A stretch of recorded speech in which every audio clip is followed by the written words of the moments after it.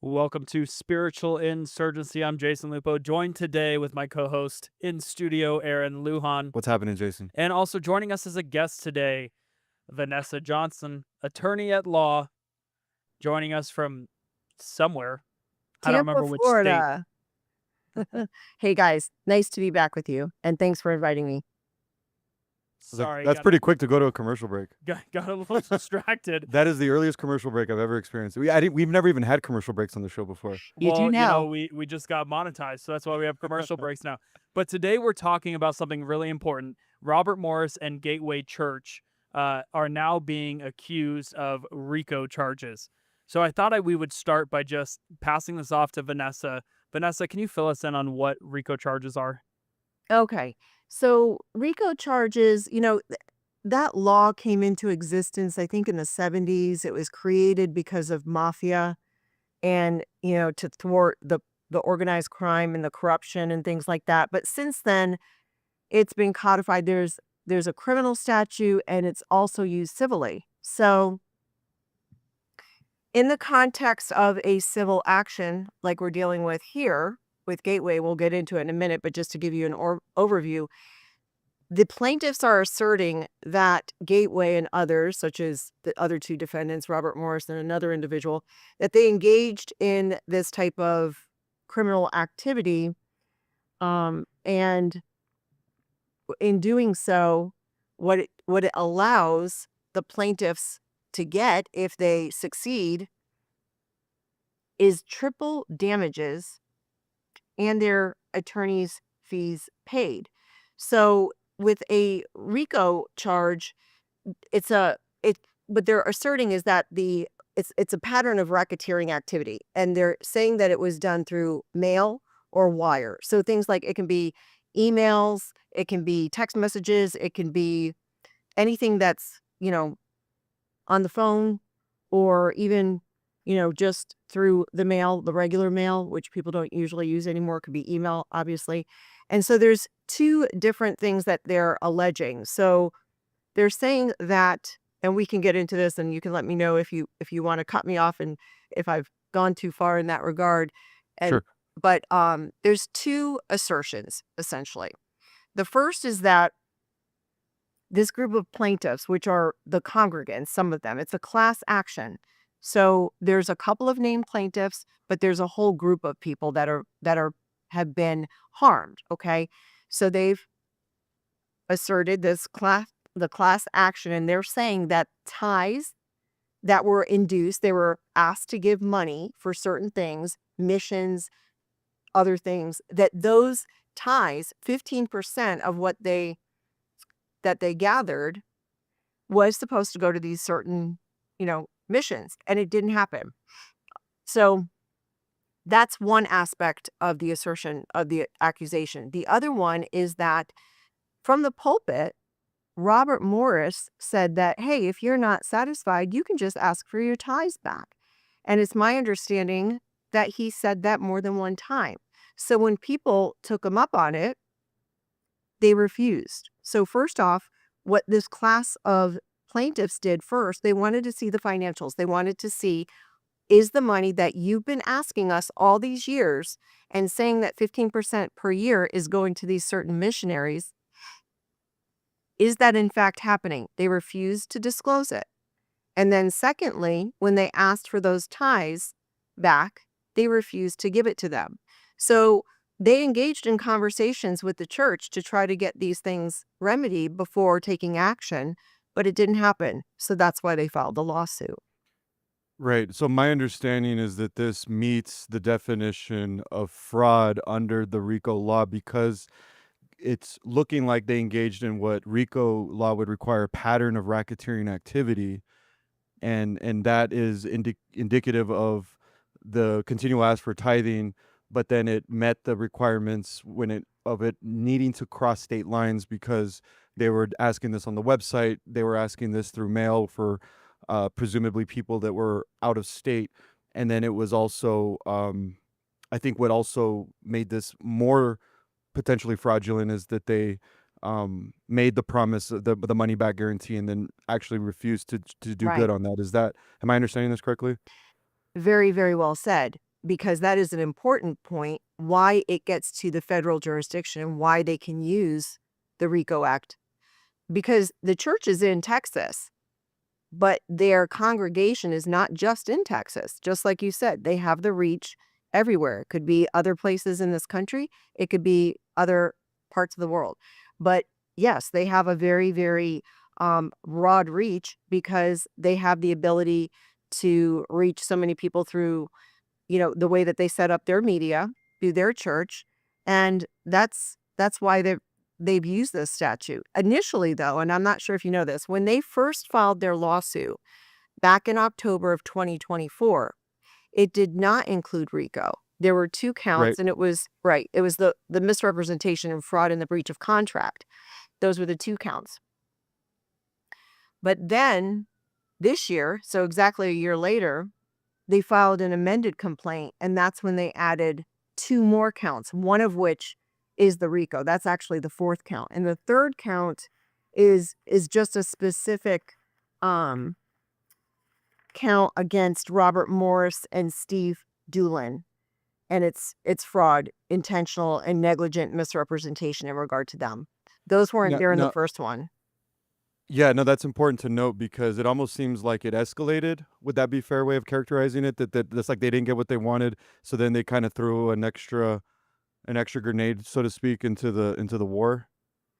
I'm not sure how they decided to do that, but sometimes, things just naturally evolve. Okay. And even when you're litigating, you're talking to people, you're doing investigation. And this went on for a year where they were going back and forth with motions. So they had a whole year to do the work and, gather more information. And they probably decided, hey, let's just go ahead and consider this. And that's what they did. They considered, let's add this on. Why not? It fits. And I'm not sure exactly what the catalyst was to that, but here we are. We now have an amended complaint. And what's going to happen now is that Gateway, Robert Morris, and now there's only one other guy, Steve Doolin. I'm not sure. He was an elder there. And Correct. I'm not sure exactly if they all have separate attorneys. I would think that they do. And But is Tom Lane in that bunch? say the name again. Tom Lane. So no, he's not. Okay. He's mentioned in the pleading. So that's an interesting thing. Let me just share this.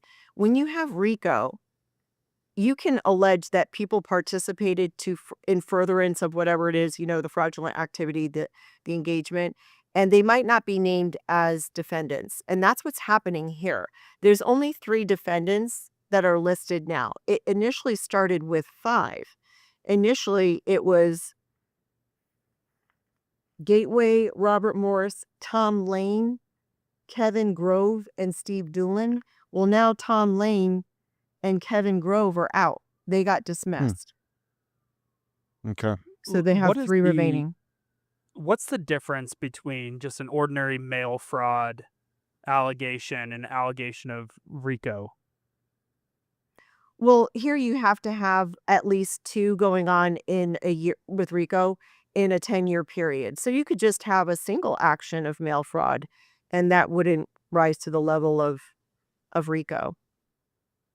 So this would be considered like an ongoing issue that Robert Morris Gateway Church has essentially defrauded their congregants for years at a time. It's not just a single incident. This has been going on a long time, and that's what brings in the racketeering charge. Right. Because if you think about it this way, if they're disseminating anything from their church, right, they're trying to get people to tithe and they're sending out a pamphlet, they're sending out an email, they're sending out a CD, whatever it is, that's dissemination. That's over the wire. It's media. That's been going on for a decade is what they're asserting. So that's why they can use the RICO statute, because it's going to be way more than 2 times. They're going to be able to show just even on their website what they do. And they're probably still engaging in things like that where they're asking for tithes. If they're doing any engagement like that over wire, over email, then that would suffice.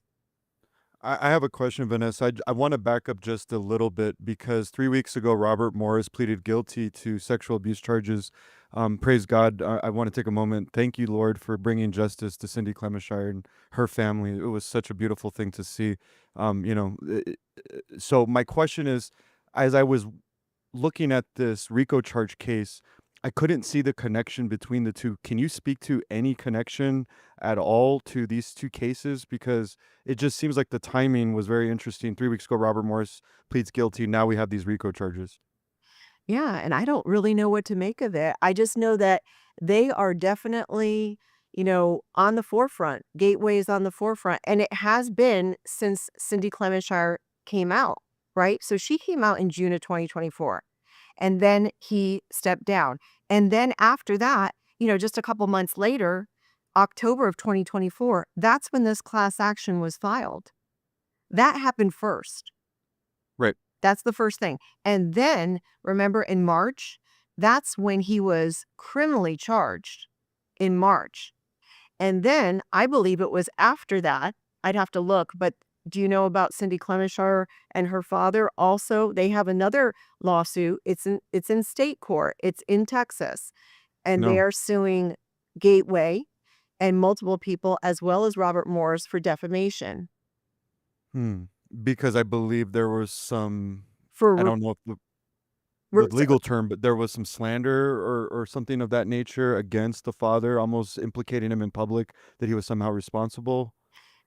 No, I'm not No? sure if Okay. that's one of it. It's more on the lines of they were referring to her as a young lady when she was a child. Remember, Right. she was only 12 when she was She was a abused, child being abused. He was not in an extramarital affair with a woman, please. which he That is intimated insulting. it was. I mean, he led people to believe that it was just a moral Yeah. failure. Well, the fact that he couldn't look her in the eye during the statement says everything one can say about this person. But Yeah. no, thank you for addressing that. I wanted to ask you about how would the church had the church honored the refund policy, would the RICO charges, you think, would have ever been assessed? Because my understanding is that the elders released a public statement saying that they've done internal audits that go, and I quote the elder who published the statement many years back, and said that they have been found to be very generous. There's no wrongdoing whatsoever. But yet the plaintiffs in this case are being denied the ability to look at the books to determine where their tithe money has gone. So my question is, had the church obliged the request, would these RICO charges, you think, even had come up to begin with? Probably not. And you know what it's very similar to? Cindy Clemenshire in 2005 or 2007 asking for $50,000. Remember that? She was asking Yes. Robert Morris for $50,000 for counseling and he refused to give it to her. And then Yes. boom, over 20 years later, then he gets charged. So here, that's all that the congregation wanted. These parties that are the plaintiffs, they went to the church. They said, hey, let us look at the books. So you brought up something very interesting. And then they said, no, we went back. We did an internal audit, as if to say, hey, just take my word for it. Well, they're not going to take your word for it. So they were asking if they could see it, and they wouldn't allow it. And so that, I believe, coupled with the fact that, hey, we're also asking for our tithes back now because, hey, we remember that from the pulpit, Robert Morris said, we can give it back to you if you ask. And then they weren't doing that either. So I think that they kind of had their hands tied and they were either going to get run over or they were going to take action. And they decided to take action. Now, these are civil complaints. This is a civil complaint with the RICO allegation. What is the chance or the likelihood that this could be pursued criminally? That's a very good question. I thought about that. I don't think so. I mean, anything can happen. Is it possible? Sure. Is it? We don't know everything, right? We're on the outside looking in. But if they're under the microscope, meaning Gateway and other churches, and if that is something that is being tasked by the FBI or any other, government entity, that could potentially happen. People could be charged criminally. Well, going back to the church not showing the books, and I also must add that there was a confidentiality clause that was granted to Gateway Church that they wouldn't even make this information public if they presented the books. Is that your understanding of looking at the case? No, there isn't. There's no confidential here as far as this case. If there's anything like an NDA or something like that, it doesn't have any bearing here because this is Well, a lawsuit. in the article, the Julie Roy's article, I read that they were granted a protective order of confidentiality, is how it was phrased, in exchange for the audits. Maybe did I maybe misunderstand that? Maybe it's something I missed. So Okay. I looked at the actual pleadings, and what a pleading is the actual filing, right? It's the actual filing that the attorney files, and it's the actual Okay. formal complaint that gets filed in the United States District Court. So I look at that to look at what the facts are and all of the allegations and the counts that are contained therein. Well, whether there was a protective order of confidentiality or not, Gateway Church had an opportunity to oblige their congregants and provide the books, provide the evidence of where this money was going, because I imagine, like many churches, Gateway was very voluntarily proud about their generosity. That's indicated in the recent statement by the elder that they have been very generous church. Right. So if they knew that this was, unless they were blindsided that this could potentially bring RICO charges, and maybe they were, it just seems like if Gateway Church was acting in good faith, they would have either been smart enough to avert a RICO charge and say, we don't want to go there. We don't want these types of federal charges. We don't want to be construed as a mafia. Let's go ahead and show everybody in good faith, or at least show the people that are asking in confidence what they want to see. Sure. Because if they didn't do it and they were aware that these charges could come, that would only imply that they must be hiding something far more nefarious if they were exposed, if their books became exposed to these people. Do you agree with that line of reasoning? It could be. And another thing is people just don't like to be told what to do, right? Sure. And so, and another thing is, based upon my experience, just seeing this kind of, following this stuff, they think that they can get away with a lot. They're used to that. They feel like they don't have any accountability. They don't have to answer to anybody. And that seems to be the theme. And if they're Yes. operating in that type of a setting, and they think that they can just get over on anybody, think about it. Just like you said, these people are coming to them and asking for the books. What did they really think? That those people were just going to say, okay, we're going to go away now with our tails between our legs and just walk away? They probably thought that they could bully people. And then, because now Gateway is all over the news, maybe, there are attorneys that say, hey, I'm interested in taking this case. It's going to give me a lot of exposure. And maybe they just didn't think that through. Yeah, I've noticed that this is sort of the modus operandi of these mega church people, is that they have this bravado, this pride about them. It's almost like as if they've gotten away with so much for so long that maybe they've been somehow convinced that they're invincible. Is that what you're saying? Yes, very much so. That's my opinion. Yeah, no, I agree with you, Vanessa. In the lawsuit, it argues the Gateway Church operated as an enterprise or criminal enterprise. So this, when I read this, it transformed this from a couple bad actors that had a falling, as we would use Christianese and church language, or that Right. they, had a moral failing. We have all these great. Sorry, I'm a cradle Catholic, so a lot of this language is very humorous to me. But I call it, you screwed up. Okay. Huh. These people didn't screw up individually. This RICO lawsuit reeks of institutional corruption. So it takes on a whole new meaning when Gateway Church is alleged to be operating as a criminal enterprise. So my question here, Vanessa, is in addition to is there anything additional above and beyond what we read in the Julie Roy's article about the church's structure, their finances, their leadership hierarchy, that may indicate that they were facilitating or concealing crimes and protecting their brand? I think that the article did a great job summarizing it, and said just that. And it's contained, and you can see it if you wanted to go into the pleading and see it, because it names different people. They're not named as defendants, a party to the action, but they're named in there. For instance, let me just give you an example. The CPA, there was a CPA that was doing the internal audit and was asking questions. They didn't like that. And so Tom Lane, well, he was He was actually, fired, right? yeah, I don't think these And he people work wasn't there even anymore. allowed to do a full. He wasn't looking for corruption. He was auditing from a different manner. Is my understanding of that.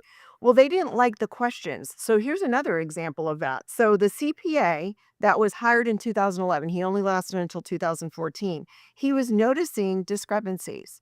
So he goes to Tom Lane telling him that he cannot be a part of the financial irregularities that he found, and he wanted to address it. And he says, if these things can't be addressed, I'm going to need to resign. And then lo and behold, Tom Lane says, okay, we'll accept your resignation. And that's how they handled it. They said, I spoke to Robert over the weekend and we agreed to accept your resignation. So they're all in concert. Tom Lane, Robert Morris, there's other leaders, Kevin Grove, Ernest Reed Grafke, Peter Hirsch. They're all named in here, but it doesn't mean that they're all defendants. So yes, bottom line, they are all working together. They're in concert. They're working on this scheme. That's the allegation. And it's a criminal scheme. And they're doing these things. They're inducing people to give tithes, give them money. They're telling them something that's not true. That's what the allegation is. Okay, remember, that's what those allegations are, that from the pulpit, from that church, various people are telling congregation and other members, give money because it's going to go to this, but it actually didn't go to this. And they could have So easily just proved, if it really did go to that, they could have just opened up their books and say, here, it did go. But it didn't. And internally with this CPA, he finds that only 3 million went, when if 100 million's coming in, by math, logically, it would be 15 million a year. But that's not what they found. So we have a question in the chat. Can people bring that charge to Benny Hint and Kenneth Copeland?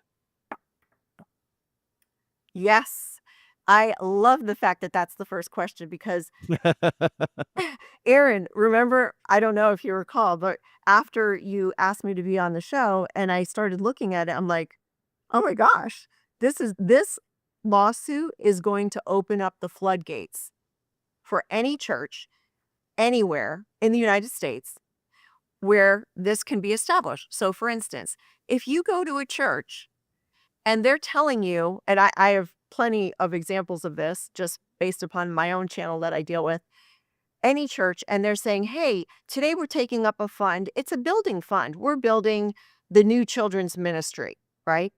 And our goal is $100 million. Okay. And so that's what they're doing. And they're like, we're going to take this up every Sunday, the first Sunday of the month for the next year. And guess what? Lo and behold, they don't build one. Well, that's it's similar to what happened with Gateway, but even more obvious. There's no building, right? You can see that. In Gateway, you're looking for the books to see it that the funds went and were dispersed.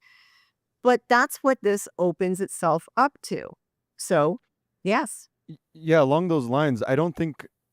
I mean, I can't recall in recent times that there's ever been a time in church history where there's been this zeitgeist or this effort, this collective concern of churches abusing their positions of power and maybe being involved in fraud.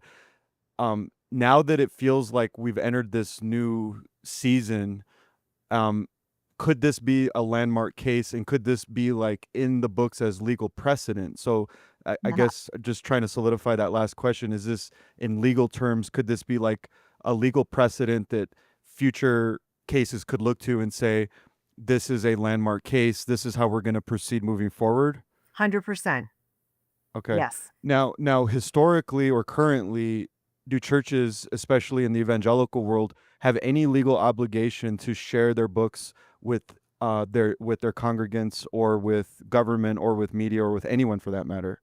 No, nothing that I No. know of, unless they, unless they enter into an agreement, if they have their board of directors, they've got their rules and they allow that. That's something that would they have the ability to control.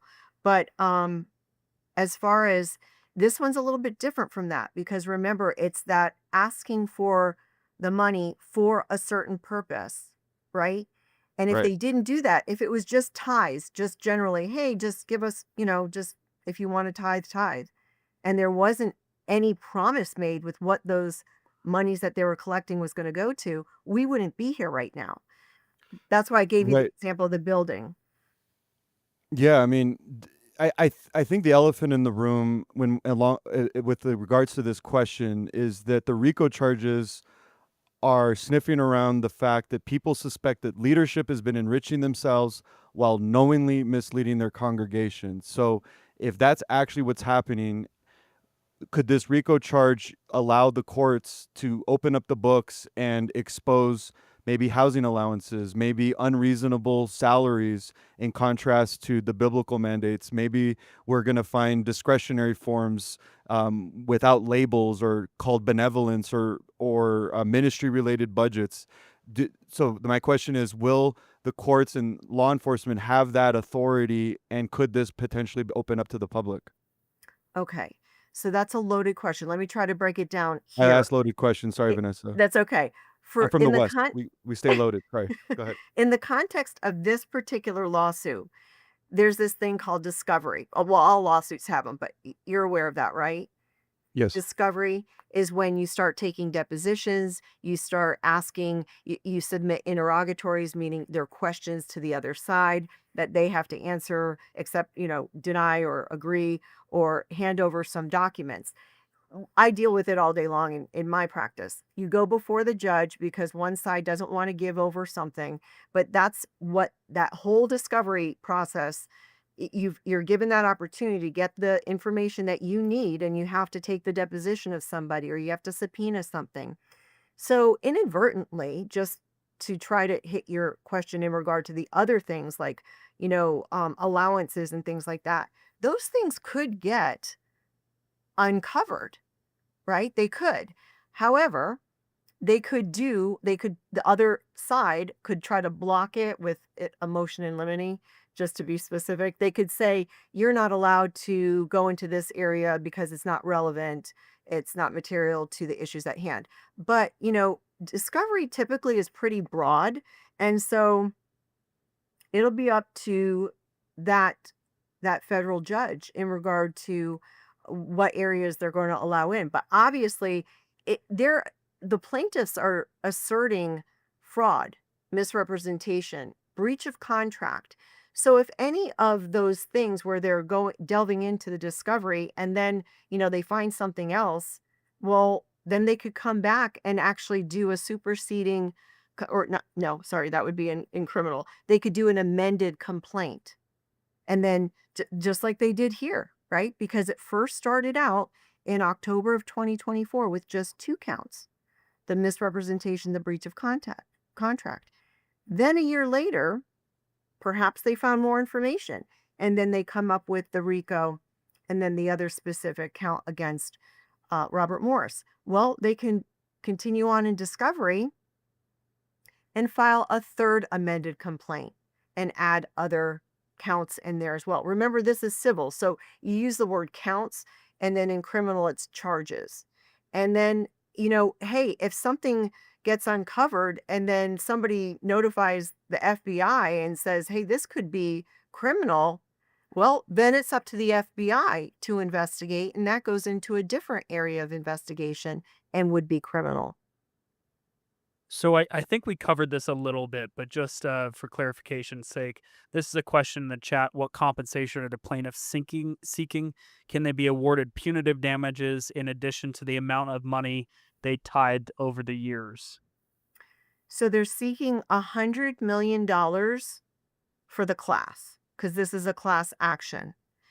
And yes, they could get punitive damages. Let me just look at the relief just to make sure and see that they listed it all. But typically they list everything in there. Is that punitive damages the treble, the 3 times the amount, or is that different? It's different. Punitive damage, think about punishment. So punitive damages are to punish. So somebody could be filing a lawsuit and they're like, hey, my damages are just $25,000, right? And they go to a jury trial. But then they're also asking punitive damages. And then the jury comes up with that number and then they give them $1 million for punishment. So here, this is what they're asking for. All available damages allowed by law, including interest, in an amount to be proven at trial. So they're not giving a specific amount. The monetary relief is likely to exceed 100 million. So I think that's the base, is the 100 million. Also, equitable relief, that means that they're asking for specific performance. So they could say, hey, even though we win and we get this money, we still want to see the books. That would be equitable relief. And then the award of attorney's fees and costs. Now, back to the treble damages, just think it's triple damages. So because they have the RICO count, they are allowed 3 times the damages that they're seeking. So if we just use 100 million just as the base, just for the purpose of this hypothetical, if they were awarded those damages of 100 million by the jury, well, with the RICO, they would be awarded 300 million, up to 3 times. For the class. Remember, it's not just going to 1 or 2 people. And the class is unknown at this time, how many people are involved. Now, we know of the Cindy Clemenshire case. In the event that other SA cases come up and they emerge while this RICO case is being investigated and ongoing, could this SA cases, let's assume that there's ones that come up in the future, could that connect to the financial element of the RICO case, making this worse for Gateway and then potentially other churches and ministries in the future if this becomes a landmark case? Right. I mean, I don't know, the way that RICO would apply if you're talking about SA, it would, they would have to establish there's an enterprise, and that's what they're doing. They're covering that up in order to advance this enterprise. We saw something like that with the Sean Combs case. But yes, I mean, bottom line is this could definitely be a landmark case. It can open up liability civilly for any church, any ministry, and criminally. Because you can also make an argument if there is, multiple SAs, well, that could potentially fall under criminal RICO as well. Yeah, because we're looking at the Combs case, my understanding is that because there was so much SA going on in the Combs case and there was money involved, that I think the argument was made that this was a criminal enterprise profiting off of sexual abuse. And Right. so I'm wondering if that same principle could Yes. eventually make that connection here in this particular RICO case with Gateway. Yes, I do. Okay. Because we already have, I mean, the founder of Gateway pleaded guilty to SA, and I would be hard pressed to think this is the only case that existed in this man's life, or anyone at that church for that matter. Very, very difficult to think that she was the only victim, just because of, what we know, that typically there's other victims out there. But the thing is, those victims, that if there are any out there, they may not want to come forward at this point. And that's unfortunate. And I understand. I mean, it's complicated, right? I mean, outsiders want to see justice being done, but nobody understands what it's like to be a victim. That's right. Certainly don't. So I can only extend empathy and prayer to these people in the situation. But I wanted to ask you, Vanessa, and we have Vanessa Johnson, attorney, YouTuber, with us today. What an honor to have her. I wanted to ask you, Vanessa, about the defense strategy. Undoubtedly, Gateway's lawyers are going to argue that this is an attack on religious freedom and that these are internal church matters that are protected under free speech laws. How do you expect that to be their primary defense? And if so, how do you expect that to play out in court? That is going to be their defense, right? Not only are they going to try to knock down every argument that the plaintiffs make, but there are these interest groups, and they will come alongside as much as they can and support the defendants. So I'm going to read for you just a paragraph that's contained in one of these briefs. It was a brief that was filed in support of Gateway Church when Gateway and the other defendants were filing their motions to dismiss the initial complaint from last year. So Okay. just so you understand what's happening here, First Liberty Institute. So they are, let me just get what they say they are. They are a nonprofit public interest law firm dedicated to defending and restoring religious liberty. And they provide pro bono legal representation to all institutions of faith. So they're coming alongside Gateway Church to support them, and they're arguing that this case should not go forward because it's going to be harmful to churches, that they're not going to be able to do what they normally do. They're saying that the claim would proceed, if it were to proceed, the complaint would create a dangerous precedent that invites theological disputes to become court disputes and threaten to chill religious speech and exercise. And they say allowing disgruntled congregants, saying which few churches lack, to haul the church into court because they disagree with its use of their tithes opens a Pandora's box of litigation into every aspect of a church's internal decision making. And in order to preserve the freedom to practice religion, they're asking that this complaint get dismissed. So that is exactly what they're going to be arguing, that it shouldn't be in court, that it has no place in court. These are issues that should be dealt with in church, and saying that these people are all disgruntled congregants. We hear that all the time. I just did a video yesterday on a case. It's the same thing. It's the same argument. That's what they all say, that they're disgruntled. Not that they have a valid concern or a valid case, but that they're just disgruntled. Disgruntled, yes. Jason, you had a question? I mean, this is not a conversation about theological differences. This is not a conversation about what's being preached. It's a conversation about Gateway Church told its congregants that a certain percentage of the money was going to go to overseas missions, and it didn't. And going back to Aaron's previous question about the connection with the SA cases and these RICO charges, where do we see there being a connection between the emails that go back and forth across state lines, the mail that goes back and forth across state lines, and the cover-up of Cindy Clemenshire's abuse? And does that play a role in potential RICO charges?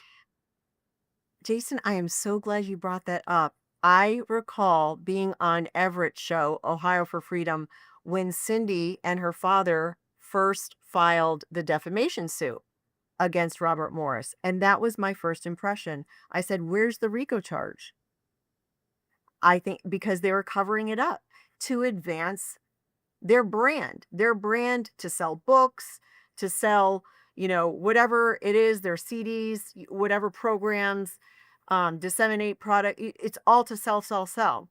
And I remember saying that back then. So that was several months ago. So, could we see an amendment now in that complaint that Cindy Clemmenshire has with her father against Gateway Church and other members and Robert Morris? Yes, I would say so, because I thought so back then.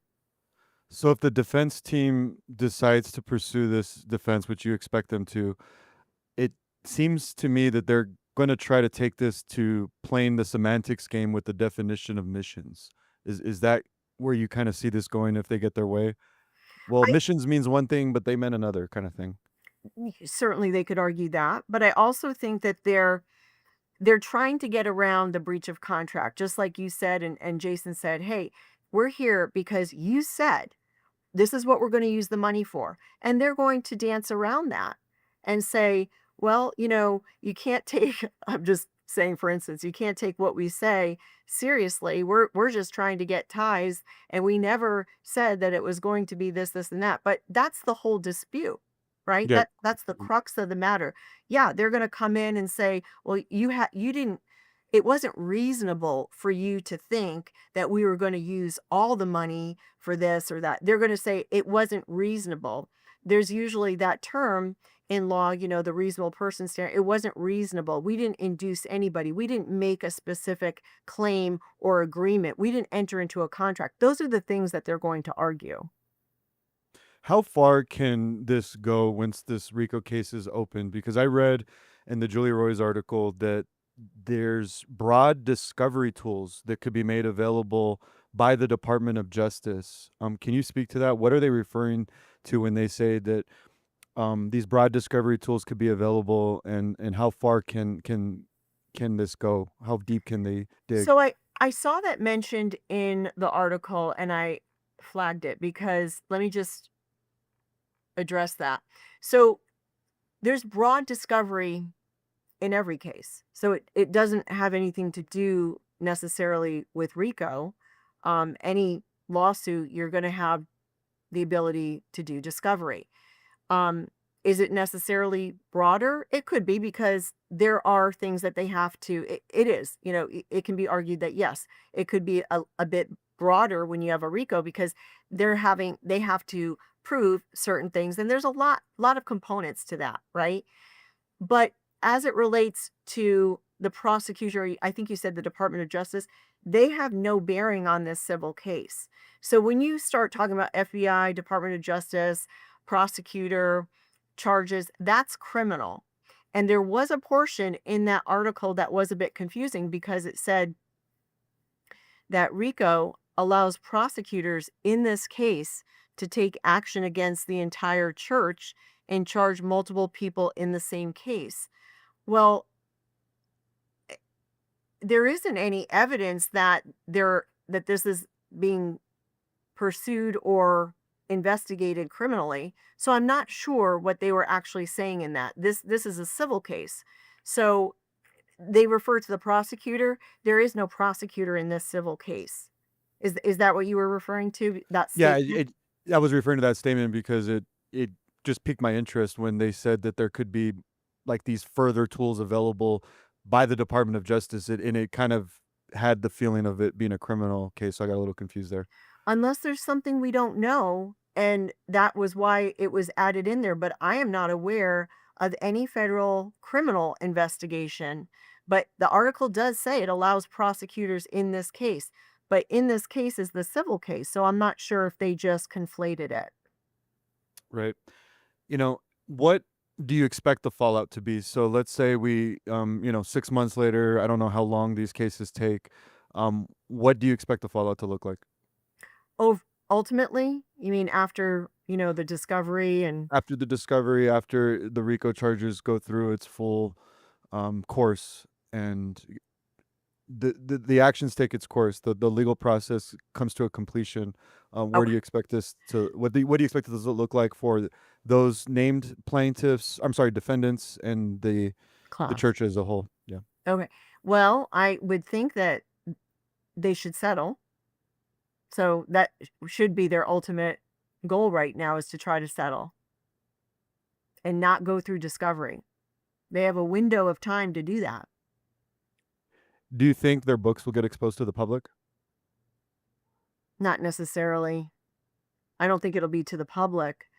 I think in this case, I mean, they're asking for equitable remedies, right? And that would Right. be the ability to see the books. That doesn't mean that the whole public gets to see them. It's the plaintiffs that have standing. So the class they're the ones that are asking to see the books, right? So it wouldn't we don't have you and I, we don't have standing to say, "Hey, we get to see it too. That's not Right. how it works.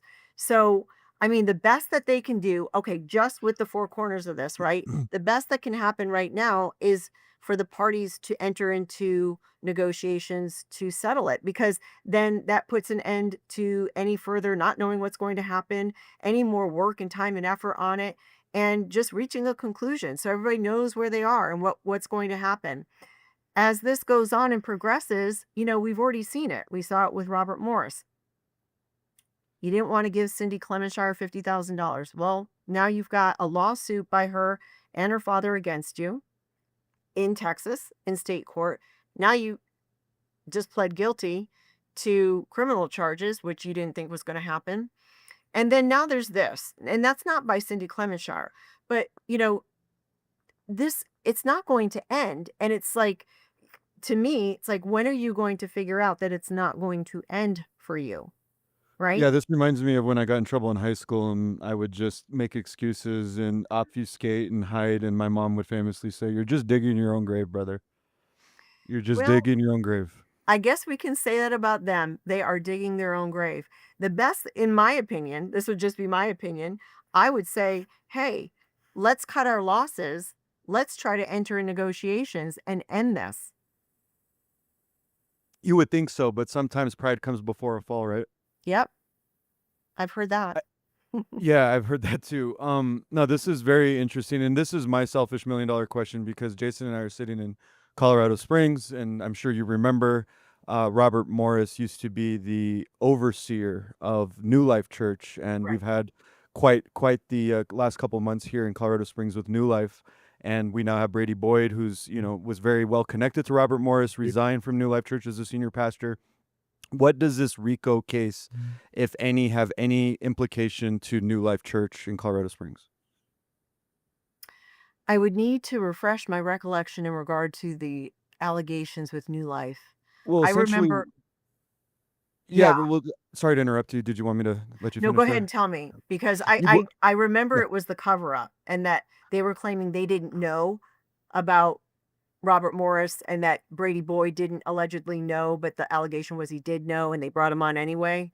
Is it that exactly. context? That Oh, that is exactly what happened. And now Brady Boyd is gone, and they've fired the elders that were proven in the court affidavits to have known.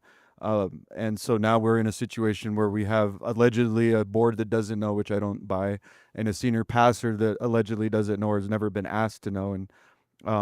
And I don't think that applies. So I'm just curious to know, now that there's this connection between New Life Church and Robert Morris being an overseer, and Brady Boyd being mentioned in the court affidavits as someone that did know, and now that this is in a RICO case, is there any potential fallout for New Life? there could be. Think of it like this.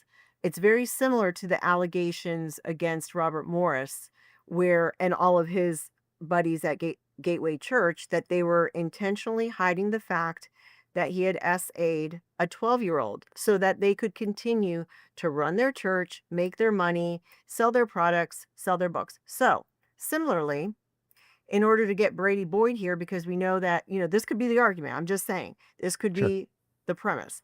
In I'm order all to ears. get him here, people know who he is. He's going to sell books. Yeah, we're aware that he's aware of this criminal act, and we're covering it up so that we can do these things and gain money. If there's an attorney out there and they have a class of people or even a couple plaintiffs that have standing, yeah, there could be a lawsuit against them. And this would be, could this, let's assume, say for example, there were families that attended New Life, for example, that also had SA cases either ongoing or were considering SA cases against New Life Church in particular. Could those cases receive any connection, momentum, benefit to the ongoing RICO case if there were SA cases at New Life, independent of what Gateway was doing in this whole situation, because of this RICO case that Gateway's involved in? Yes. So I think not only the RICO case, it's also the other case that Cindy Clementshire has, the defamation. Okay. So, you know, if they were New Life Church, if any of the elders, any of them, they knew of people that were coming to them and they were aware of crimes and they didn't do anything, you don't even need RICO. I mean, I'm aware of cases, I help victims get attorneys to file cases like that, right? That's just a civil suit. So they're opening themselves up to liability. Anybody is, right? If you are required to report and you don't, and then there's damages, there's a breach of that duty and there's damages, you're opening yourself up to liability. But yeah, I mean, that added thing that could happen is RICO against any of these churches that have any type of similar activity like we're seeing here. I think that this is the prototype. I think that we might see other churches have the same issue where they're going to get sued civilly and it's going to be under that RICO civil statute.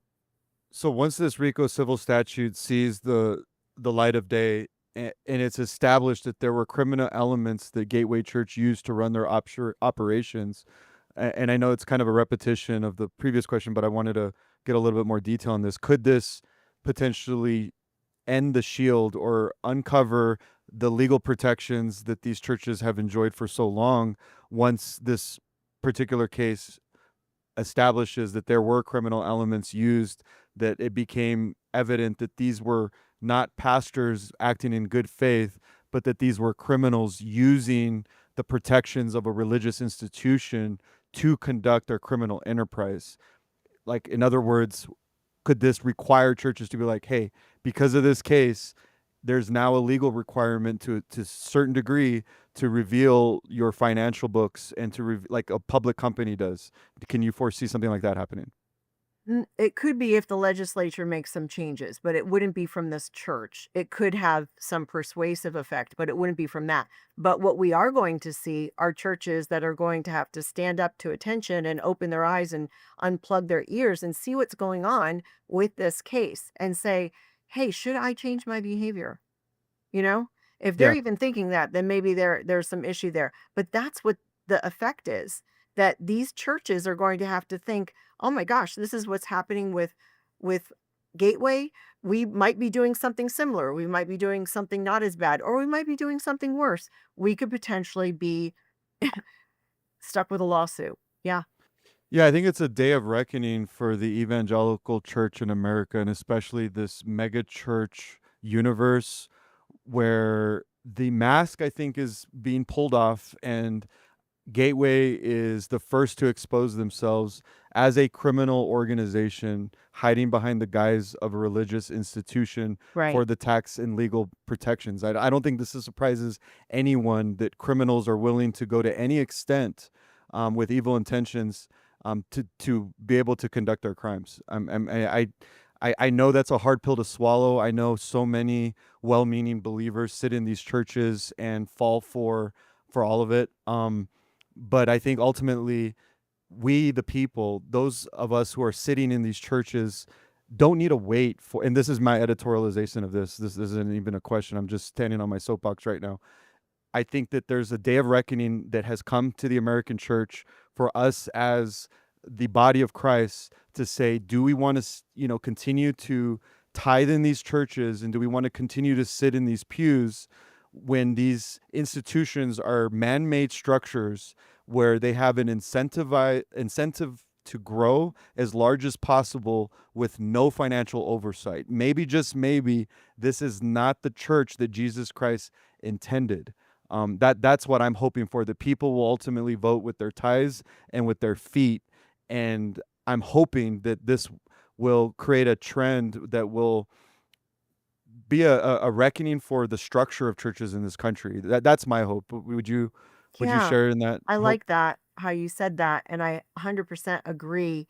The power is with the people, right? And people Mhm. just seem to not realize that. And when you talked about that awakening, I think that that is happening because of shows like yours, podcasts like mine, and other people where we're talking about these issues. And Right. if we don't talk about it, people are not going to be aware of it. I'm in the business of trying to protect people, right? I mean, that's inherently how I am built. And I don't want my family to be damaged. That's how you have to look at it. if you're not aware of something, how can you protect yourself from something if you're not aware of it? Yeah, you can't. Jason, anybody on the comment section asking anything interesting? We have a comment that says if they are transparent churches, they should share their spending info.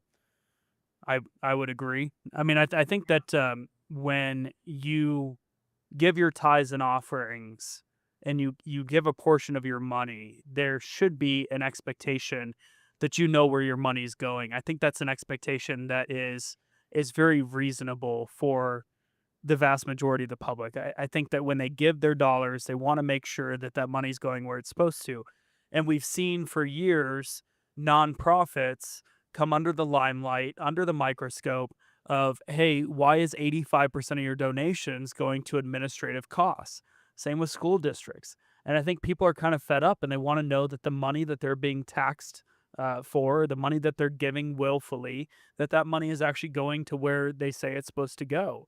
And so while I do echo the idea that, hey, we need to continue to protect religious liberties in this country, and I think that's a very important part, I don't see this case being a case that is attacking our First Amendment right to practice our religion freely. But I think that it could be a starting point to start inching towards taking away more rights from the American people in the church. But I don't see that happening quite yet. I don't know if you want to touch on that, Vanessa.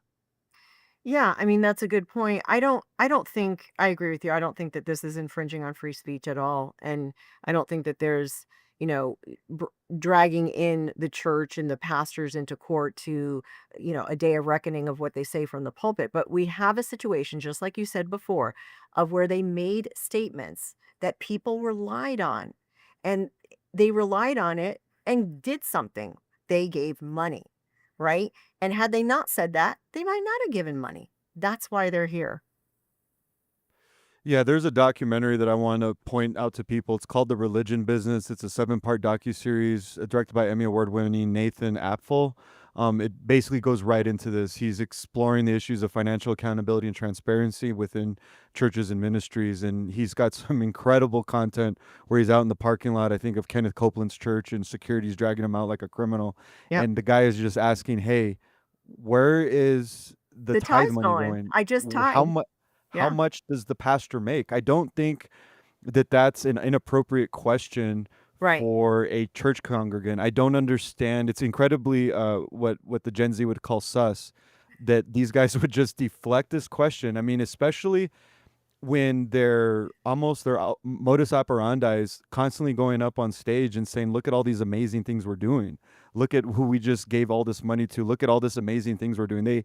Many churches remind us every single time, and right before tithing starts, we are the church that uses your tithe money for our community. I mean, this is something that they literally brand themselves on. So it's incredibly suspicious that when we actually ask for the receipts, we ask for the books and say, okay, time to pony up. Where is this money actually going? How much does the pastor make?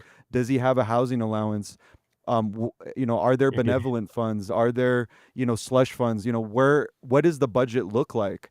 And they just immediately want to shut you down. And then if you actually show up in their parking lot, they break the law. The security unlawfully detained Nathan, the director of religion business, in the documentary. So all of this just looks incredibly suspicious. Yeah, it's very troubling. And I was thinking that too when you were talking about it before you brought it up. That's exactly what happened. He was asking, I just want to know where my ties go. And, you know, something is, even if something's not illegal, just like you said, it's sus or it's a bad look. Do you really want to be involved in a church that treats people like that? No. I- If if I was at that church and I saw that happening, I would never want to go back to that church. I would have no interest whatsoever. I wouldn't trust them. It's a business. It's a mafia. You're strong arming people. Yeah, mafiosos they are. There's a verse that says in 2 Timothy chapter 4, verse 3 through 4, and this is why I would like to end personally, is it says, for the time will come when they will not endure sound doctrine, but after their own lusts shall they heap to themselves teachers, having itching ears, and they shall turn away their ears from the truth, and shall be turned unto fables. And I would argue that that verse applies to the thousands of people that continue to sit in Gateway Church, to the Yeah. thousands of people that sit in New Life Church, that are part of Facebook groups that say, I stand with Brady Boyd, a man who lied to his congregation. That when you're dealing with thousands of people in the church that are taking these positions, I do believe that the time has come. We are living in a 2 Timothy 4 generation, but we're having these shows and we're having these conversations because not everybody will be lost to this. There will be a remnant, and there will be some people who will look and see what's happening and will say, I'm not going to stay in this church anymore because this does not reflect the Great Commission. This is not the church that Jesus Christ had built nor intended to build. I agree. That's so well said. Thank you, Jason. Did you want to add anything before we close? Yeah, I just think it only takes one, right? It only takes one of these cases, one of these allegations, one of these charges to make a difference and to ripple down the chain. And I hope that this is that one case. I hope that there's other pastors, other church leaders that are listening into this episode right now, or listening into whatever we do, and go, hey, we should take heed of this. And we said for a long time, in fact, we called out churches to start their own Doge, right? Department of Church Efficiency. Doke. But look at it and go, okay, are we spending our money wisely? I mean, these are dollars that are gifts, and you should be looking at them as if they're God's, not your own, right? Right. And they belong to the Lord. And so what you do with them, I think, is really critical. And Right. so just to spend it unwisely, to spend it however you feel, to throw it away on a private jet, to hurt it, Multiple jets. yeah, multiple jets in many cases. It's just absurd. It is. It is. And it's funny because they'll say, hey, they'll admonish you from the pulpit. That's God's money you're holding back. You're stealing from God. But they're the quintessential hypocrite, because then what do they do with the money? They're keeping it for themselves. That's God's money. So you're stealing from God. And you're lying about it. If you're telling your congregation, we take care of the community, we do this and that, and you're not doing it, then you're a liar. And you should be held to account. Yeah. Well, and we know that religious leaders will be held accountable for their actions. James 3:1. Yep, God will hold them to a high standard. And I want to stand before the Lord and say that I've done everything in my power to honor Him in the best way possible. Not to say that I'm Amen. perfect, but that's kind of what I think. I tell my employees all the time. I go, before you make that decision, think about what it sounds like when you're sitting on a sitting on stand in a courtroom and you're having to explain your decision making. Does it make sense? Are you willing to do that? Because ultimately, at the end of the day, every action that you take could wind you up in a courtroom, and you have to just ask yourself, is the decision making process that I used, is that going to make sense to a judge? Right. Yeah. And speaking of courtrooms and court dates, we all have a court date with the judge one day. That's right. Each and every Most one of us. important. Right. With Wow. Vanessa, I want to thank you so much. It was an honor. We appreciate you coming onto the show. We really appreciate your heart. But the fact that it's paired with your brilliant legal mind is a weapon fashioned against the enemy. So thank you so much for your work. Absolutely. And thank you for having me. I really enjoyed it. You're very welcome. And make sure that you go ahead and like and subscribe to this channel, and also go over to Vanessa Johnson's channel and support her as well. Thank you so much for joining us. Join us every week on Spiritual Uncertainty here on YouTube and Rumble. Thank you. God bless. Peace.